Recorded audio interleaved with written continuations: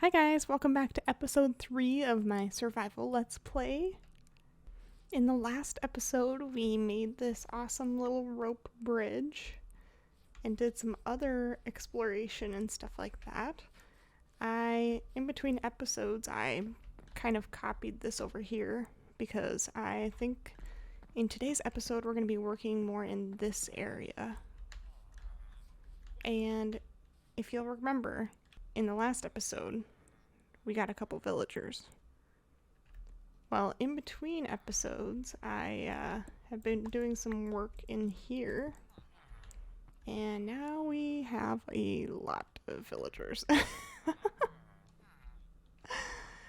I was going to make like a barracks, I guess you would say, and I started working on it. This was kind of the design I was going for. I was going to have these little bed cubicles going all the way down here, so at night they would walk in here, because I kind of want the villagers to be free roaming around the area, and I thought they would all come in here and be safe for the night. But as I was building these, I came across a little issue. This is the corner of our little cave that we made, so I don't think it'll be working out quite like I wanted it to, but I've just been keeping them in here for now, letting them breed up. I see we have a new cat spawned in here, so that'll be kind of cool. We'll have to tame him pretty soon, I think, because I do want to get a creeper farm started pretty soon here too. Excuse me.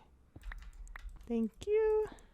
But in today's episode, I really want to get the village started, and I plan on building a pretty good sized village around here where the villagers can free roam and hopefully be safe from, you know, creepers and zombies and stuff like that. So we'll have to keep it pretty well lit up. But if you'll notice, there's a new cobblestone pillar over there. So I did some mining off camera, and if you remember, that was our double spawner, zombie and spiders. And at that point I had said the only way it would be better is if there was a skeleton spawner. Well, that pillar is a skeleton spawner that I found, which you can see is also pretty close to our base, so we might have to even get these guys set up in this episode too, so we can get some free unlimited bone meal and string. That would be amazing. But for now, I think we're going to kick off a time lapse and get some of these village buildings started.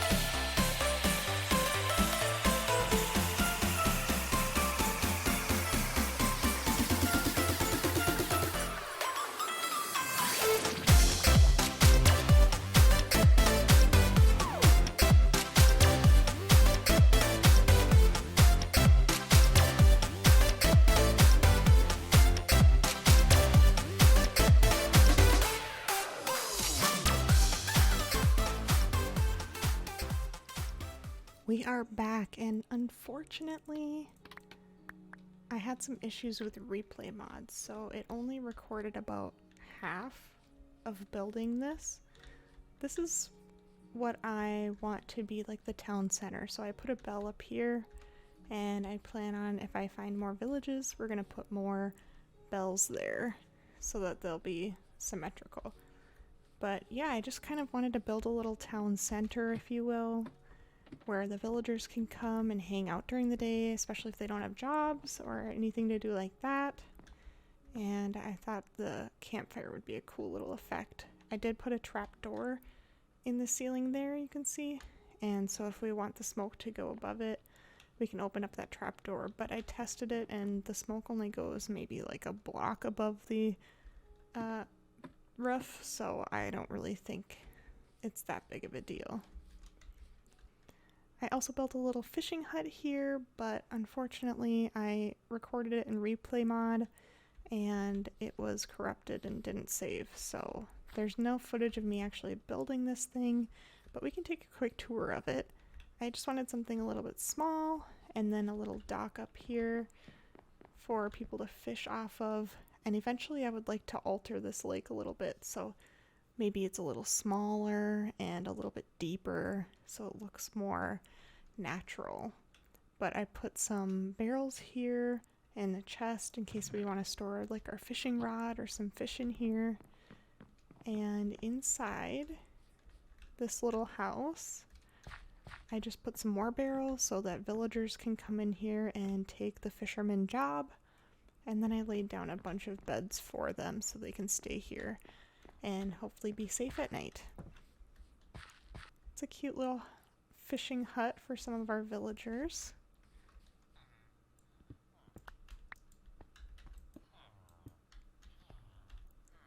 Speaking of the villagers, I was working around here trying to get some emeralds and find some good librarian trades. Excuse me, I don't want you to go jumping in. Ugh. Okay.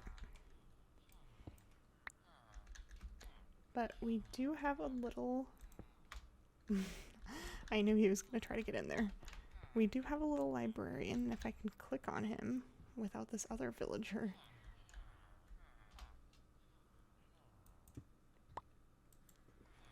He gave us mending for 12 emeralds, so I am really excited about that. I actually went and bought some of these mending books and I put them on my main pickaxe and I think my hoe, yeah. So I've just been trying to passively farm these emeralds so that we can buy some more mending books. And with the mending books, we need a way of getting XP so that we can actually mend our tools and armor. No, no, no, no, no. Oh, okay, well, I guess it's okay if you get away. He's gonna go right to the fishing boat. Or the fishing hut. No? Maybe not? No. Okay, bye! As I was saying, we need a way to get XP so that we can actually mend our tools and armor, because my armor is on its last legs, so I'd really like to get some levels up, enchant the diamond armor I have made up, and get mending on all of that too. So we're gonna need a lot of XP, and I'm heading over to the skeleton spawner because I took some time and kind of got it set up, but it's not really the best that I think it could be. So I dug out the skeleton spawner and, oh, as you can see, it works. But I made the killing chamber a little bit too far away from the spawner, I think, because they only spawn when I come around here, and I have to go back up to get to where they come out. So they come up here, which is, I think it's about 15 blocks away, which I think is a little bit too much. I did the math so that they should just die after one. Yeah. So, and as you can see, I have 6 levels because I've died a few times trying to make this. But I think I'm going to mess around with it a little bit more so that the skeletons come back up right around where the spawner is so that I can just AFK in one spot and I don't have to keep jumping back and forth. Okay, I took some time and got this skeleton spawner situation figured out. So the spawner is right through this wall, and they come down, they float up, and then they drop. So by the time they come down here, they're just one hit away from death. And I sat here for a while and AFK'd, and farmed up some levels. As you can see, I have 46 levels now. So I think that means we need to go back and do some enchanting because I am completely out of armor. All my iron armor broke. We need to go enchant some diamond armor and finally have some protection. Back at the house now, and I've gathered some things. I've got my diamond armor that I want to enchant. I've got a shovel because this shovel is nice, but it doesn't have efficiency, and I'd really like to get efficiency. And I got some books just in case we need to reroll anything. And then if we get something really good, I brought a couple mending books to slap on those as well. So let's see what we get. Protection 3 is okay. Unbreaking. Unbreaking. Unbreaking. And efficiency 3. Since I already have a shovel, I'd really like to get efficiency 4. Just for the heck of it, let's see what a book would give us. Power 3. No. Let's go with the chest plate first. And it's just unbreaking. Great. Okay, well, that's okay. Aqua Affinity, I like that. Let's do this Aqua Affinity next. Okay, Protection 3 Aqua Affinity, that's not the worst thing in the world. I think I'm gonna do a book on this one because it's gonna give me Respiration 3 and I can put that on my helmet. And that'll be nice. There we go. Efficiency 4, that's what I'm talking about. Oh my god. Oh man. I mean, I'm kind of bummed because I was hoping to combine these with the Silk Touch, but Fortune will be good. Ooh, Depth Strider 3. I mean, I'd kind of like Feather Falling, but I think we're going to go with that. Wow. We got another Protection 4. That's good. I guess we're going to go with Protection 3 for these guys. And Unbreaking, that's not bad. Okay, here we are. In full diamond armor, finally. Took us long enough. The question is, what are we going to put mending on? Let's do... Oh, I forgot. I gotta take off this first.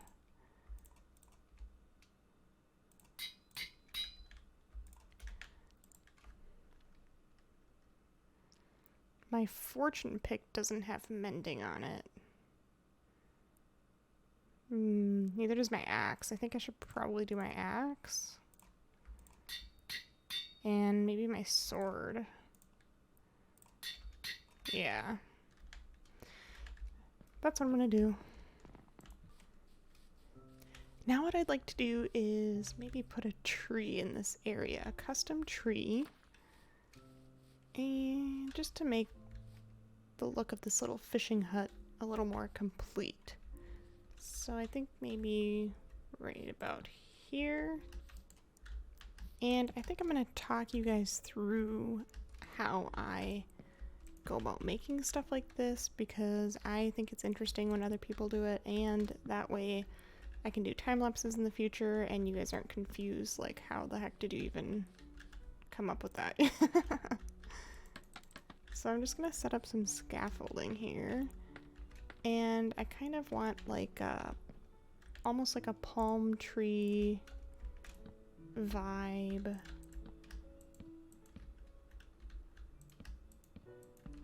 So I want it to kind of arch over a little bit.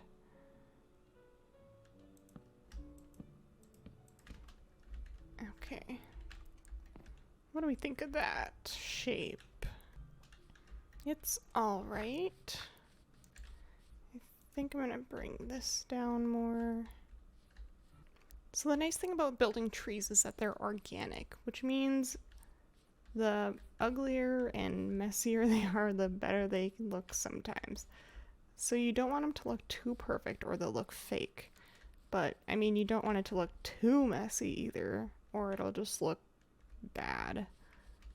But I think this shape is pretty good. We can mess with the trunk a little bit later, but I do want it to kind of arch out like that. Now for the leaves, my kind of philosophy is just to spam them and we'll make it look better later. So I'm going for a pretty flat top, but then I want these branches to come up off the side. Ooh.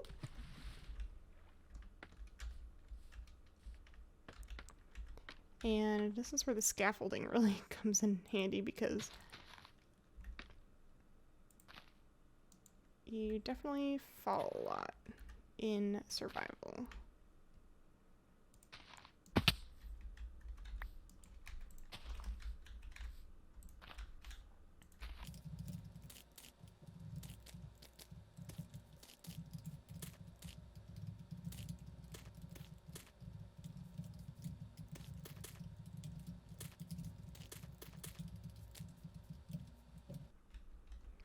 I also want these diagonal kind of like branches coming out, so I'll just make our little rough bone structure, if you will, of how I want this to look, and then I'll mess around with some stuff up here, and then I'll go down and look at it from underneath and add some stuff underneath and just repeat the process over and over again until I'm happy with the shape. So this is what it looks like right now. It looks pretty rough, but you can see what I'm going for with the different offshoots of the leaves and stuff like that. So I'm going to work at the shape a little bit and then I'll be right back. Okay, I worked on the shape a little bit and I like the way that it looks right now. It's a little rough, but I think it's doable. It kind of has the shape that I was going for, and now I'm going to add some spruce planks just randomly to give it a little bit more shape. Alright, that looks pretty good, and I think I might even put a couple cocoa beans on it, maybe towards the top. Oops. So maybe it's like a coconut tree or something like that, I don't know. Yeah, that looks pretty good, I think. Now I want to decorate the area here with some more bushes, and I think a couple of these dark oak saplings will look really nice because they won't actually grow since they need to be in a 2x2 pattern. So we can kind of just put those there as kind of little like saplings that might be growing up around here. Yeah, that looks good. And then I'm gonna do a few bushes and stuff like that. Okay, you guys. This area is really coming together. I added some bushes and little vines and stuff around this house to make it look more jungle-ified. And I added a pathway here that goes up to the house. And then it diverts off of here where we can eventually work towards the skeleton spawner over there. So yeah, I think this turned out really well. It looks nice and jungly. I think it turned out great. I think this village is off to a great start, and pretty soon, after we add a couple more buildings, I think we're going to let the villagers out so they can finally roam free and pick up some jobs and we can start trading with them. But for now, I think that's all we have time for in this episode. Next episode, we're definitely going to have to build some more village buildings, and it's going to be great. So thank you for watching. If you liked it, please leave a like and subscribe, and we'll see you guys in the next episode. Bye!